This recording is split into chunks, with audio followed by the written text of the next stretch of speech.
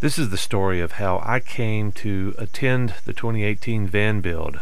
I was watching a video from this guy who I enjoy on YouTube and commented that we were hanging out with the same group of friends. He asked if I was going to the van build, and I immediately said no because I had no intention. When a friend asked me if I was going and would like to join her, I said of course.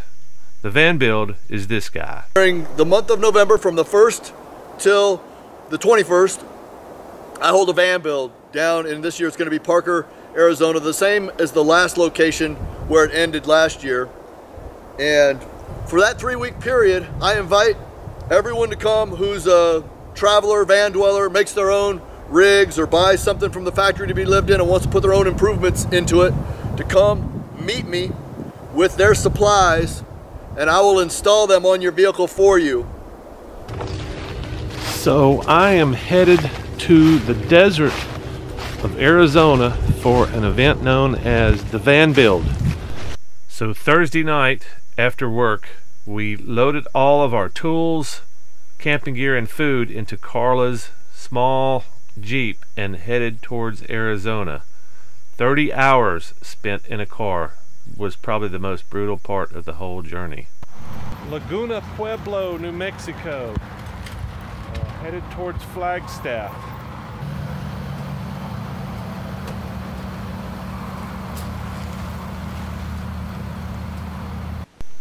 We rolled into Parker and the build site about 1 a.m. on Saturday morning and threw a tent up in some very cold, windy weather in the desert, and got up the next morning and had some coffee and started getting ready to figure out what we needed to do to contribute to the build out. But it was a beautiful morning and a good start to the week. So it's Saturday morning, 7:30 Mountain Time. We got in last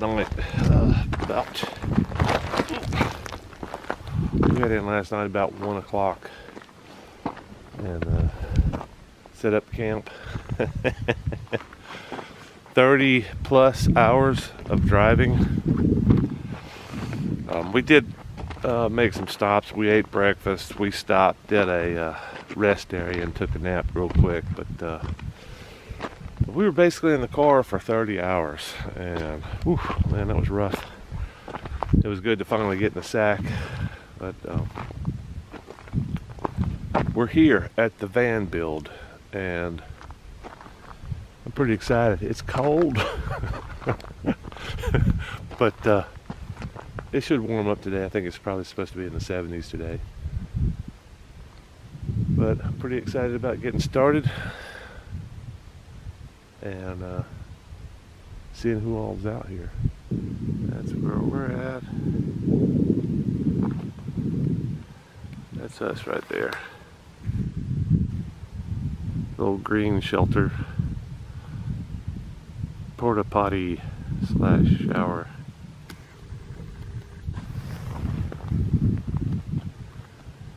And then the van's stretching all the way out here. How about that? A lot of vans out here. I woke up this morning with a hole in my heart, shaped a lot like you. My brittle spirit broke apart, and light came pouring through. I know you gave me a treasure, it was more than I could use. Hey ho, away I go, I got nothing left to lose. Now the frost is crunching beneath my heels, the trees are like skeleton hands. The sky is hard as plated steel, and winter's on the land. Yeah, but somewhere a sun is painting gold across the roofs. Hey ho, away I go, I got nothing left. Yes, to the horn in the air, the bell ain't never been rung. The poet punching some dead-end clock to die with a song unsung. That smoke right in my face. Yes, to the windows glowing in the used to the Gets it everywhere too. So. that thing just nailed me. That's, I was going to ask why you were wearing the gloves, but It now comes in a jug with a little brush, and it's impossible not to get it everywhere. So I figured out how to put it into these little. Where'd you get the syringe? They're just irrigation syringes. Okay. Amazon, and you can just put, a little bit in there and not get it everywhere. Yeah. Somewhere there's a home.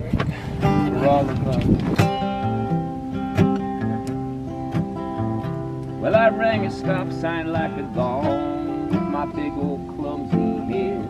I laughed to see the droplets fall, amazed that I still bleed red. After 30 years hardly in a tank car full of booze. Hey ho, away I go, I got nothing left to lose.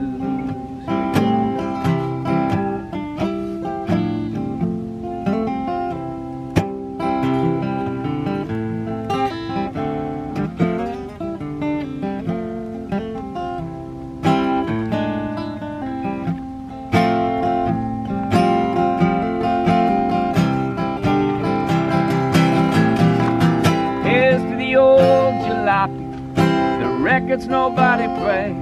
The girls don't think they're beautiful and turn themselves away. Here's to the windows glowing in the fading light of dust. Somewhere there's a home.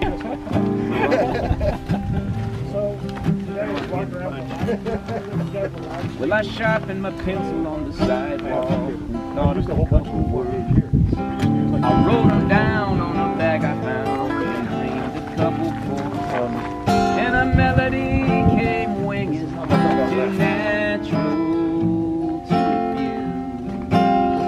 Hey ho, away I go. Hey ho, away I go. Hey ho, away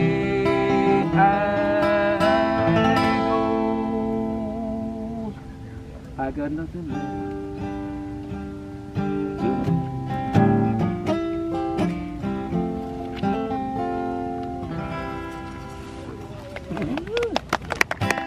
Yep.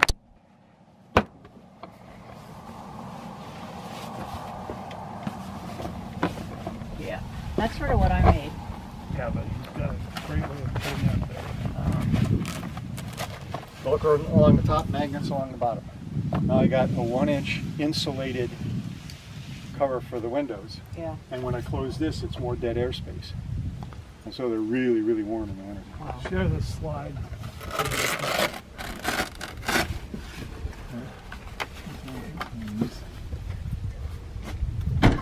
Where you slide it out. Oh, right. Yeah. Cool. That's just the Camco little, what do they call it? They call this slide tape and... Oh, right. But it... Really? So it's not going through the... Huh? It's not going through the rod? It's just... Yeah, it's got a little... this is a little thing. sort of T-channel. And they make this thing called a slide tape that just sew on to the top of the curtain. Oh, okay. All right. And it just clips around that. You take that screw out and it just all slides off. Okay. You just put that screw on so it doesn't slide off. So by what's itself. holding it on? I'm still confused. Oh, he's got from up underneath See that this? way. See this? See the end profile here? See how that's a little T-channel? Yep. And then these. Oh, okay. I see the... Got it? All right. They now. just wrap around Yep. it. And it's Yep. hooked up that way. And because I have this on there, I just screwed it up into that. Right. Same thing over here. right. Instead of just putting a panel up here, okay, this is where the side panels are stored. The whole stow it where you use it kind Right. of thing. So the side panels are stowed up here, all right? This is the cold weather cover for my fan, and then this is the insulated cover for that window. And so instead of having this space not be used, Right. this space now stows something exactly where I need it to use it. And then the Velcro strip along the top, just stores things like that. I was quite lucky to have been assigned to Lee Blake's solar team. I learned quite a bit, and I feel like we made a pretty big impact. And this is Lee here and he let me ride his electric bike. It looks like I'm pedaling, but I'm absolutely not pedaling. This thing was a monster. Felt almost as powerful as a motorcycle, and I made a couple of stops on the other side of the van build, which I think that was the thing that was wearing me out more than anything, is walking back and forth with heavy tools, and this thing made a huge difference that day, and it was fun. And I got to see a few of the things at the van build. And this is Carla. She was actually on the carpentry team and made several beds for people, and this is one of the vans she was working on, doing some insulation here. But it was really interesting to see all the activity that was going on, and I did not meet a single volunteer that I did not like, and most of them brought a smile to my face, which made the whole event great as far as I'm concerned. If it wasn't for the volunteers, I'm quite sure I would have had a different perspective. And this was one of the attendees that was trying to back out of the her campsite and got high centered on a berm as she was backing out, and she had a tow strap, but it probably would have ripped somebody's bumper off trying to get her out of here. So Lee pulled out his snatch strap, which not a lot of people know anything about, but it's something that Bob Wells did a video on a while back. Hey, can we use that motor to pull this van off the hill here? I mean, I know that's a rad, so it's got plenty of torque, right? Yeah, but not quite enough to much to that thing there. I'm just teasing you, man. Oh, I know you are. I told you the next guy that drives by, I'll flag him down, so that's you. Okay. Yeah. You sure you want to give it a try? If enough of a push, maybe. As it turns out, the next vehicle that drove by I did flag down, and of course he backed up, and this was about the time that one of the other guys pulled out his ambulance that he is converting into an RV, and you know, he's got just as big an axle and engine and everything. So we hooked the snatch strap up to his ambulance and made quick work of this this whole event.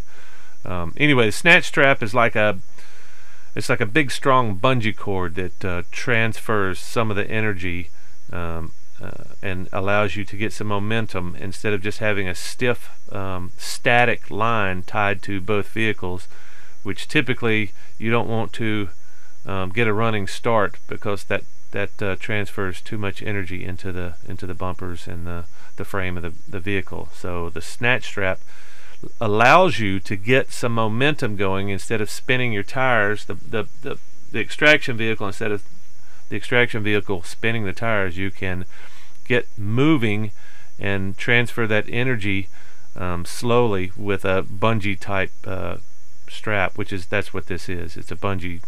It's a very strong bungee strap that will let you yank or snatch a vehicle. Just tie the straps to both vehicles, and you're about to see the miracle of a snatch strap in action. Just get going slow enough, and then avoid the other snatched vehicle from crashing into the back of your vehicle, and everything turns out well here. Go, go, go! Stop! Stop! Stop! Damn.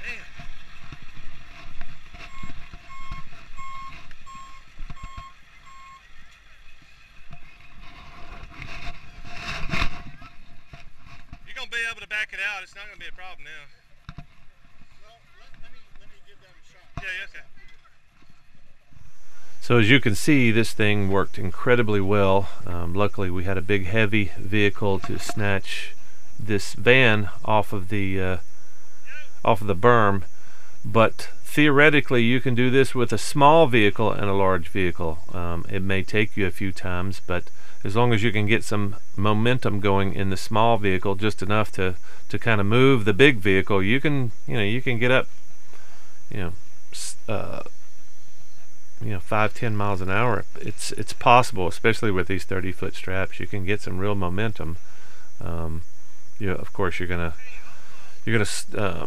the strap is going to bungee you down quickly, so you kind of got to be careful what you do. But you know, theoretically, you can move a much larger vehicle with a much smaller vehicle, just because the inertia, the energy from the movement is translated gradually from this strap. And I recommend anybody that does anything off-road have one of these on their vehicle.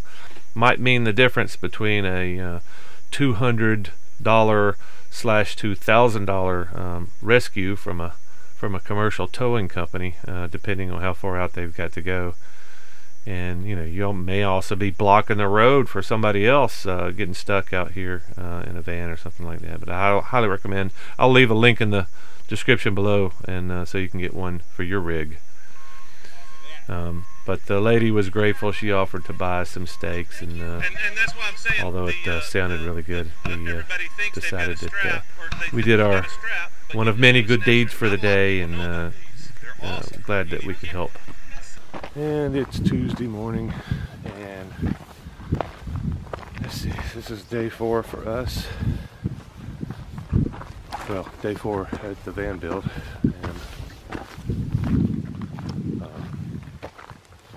didn't really get anything done on the solar yesterday, but it looks like we may have 3, maybe 4 builds today. So pretty excited about that. And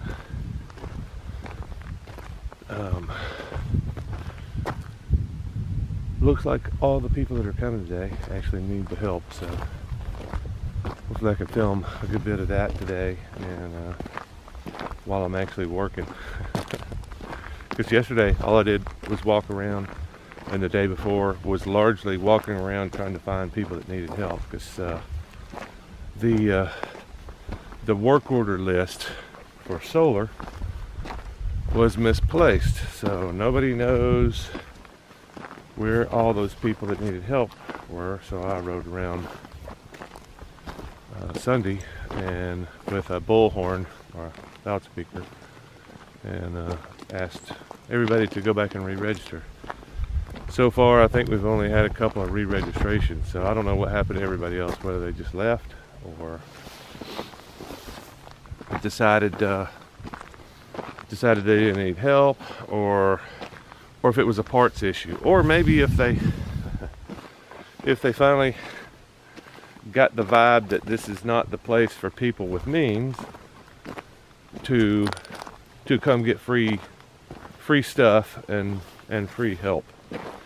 And I think that message is maybe finally getting out, because we've had a few people come up with a fat bank account and a fat rig and a fat, you know, everything, and they just wanted the solar. And you know, hey, throw me some free stuff in here too, you know. It's kind of frustrating for people like me who are out here trying to help people that need help, when people that just want free shit show up and you know, don't care that they're taking resources and time away from the people that actually need it. And I've had this conversation with a few people, and one in particular really reacted really well. You know, I think the general feelings out here is we'll help anybody that asks for help, but we'd like to prioritize the folks that actually need help. You know, there's people that want help and there's people that need help. And a couple I talked to yesterday, you know, they needed some help. They couldn't find anybody to help them. They're one of the people that have means, but they're very nice, very understanding, and they understand that, you know, this is a resource and a community driven to help people in need, and they understood it very well. And so that was a little bit reinforcing. I'm just glad that people get it. That's really all I'm hoping to do, is, you know, hey, this is what this is about, you know, rather than, hey, come get your free shit in the desert. Maybe next time that message can get out a little bit better. If if you need help, we got help for you. And there's a lot of people out here that actually need help and can benefit greatly from what we're doing. And you know, you see that when they leave, you know, wow, look at this. I've turned my ratty empty van into an RV, and I can live here, and I can live here comfortably, and I can thrive, and that's a really good feeling. I just wished well, there's that issue, and then there's the whole drama issue. Seems like there is a ton of drama out here, and how does this little thing get in our way of helping you? How is that making this process any easier?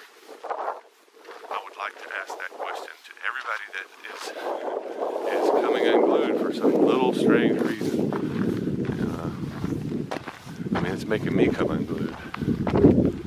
So maybe that can be a topic between now and the next van build, is what causes people that are getting help to come unglued, to become irrational, to become emotional, when they really shouldn't. As far as I'm concerned, I haven't seen anything that warranted so much of this behavior. 70 coming down. You da man! UPS. You da man. Yeah. There we go. Is that the gland? Is that the gland? Yeah. Oh, I installed one of those the other day. Yeah. First time. Yeah, that's cool. Line. Yeah, that's good. Awesome. I didn't know that's what that was called, but yeah. Okay. I can pop those holes, so I'm qualified. Well, that's kind of. Do we have caulk? Oh, I got dicor. Okay, cool. It was a real pleasure hanging out with these guys on the solar team, Lee and his apprentice Kelvin, and I learned quite a bit just hanging around with Lee in the few hours that I had every day. But I feel like we got a lot done. We got a lot of solar installed. I know that a lot of carpentry was accomplished, and I think hopefully we made a big difference in people's lives, especially the people that needed it. And I saw this sign out there that kind of brought some humility, hopefully, for a few people. And after we finished for the day, we got up early the next morning and headed out. It was kind of sad leaving this desert behind because of all the striking beauty. But hopefully one day we'll get a chance to return.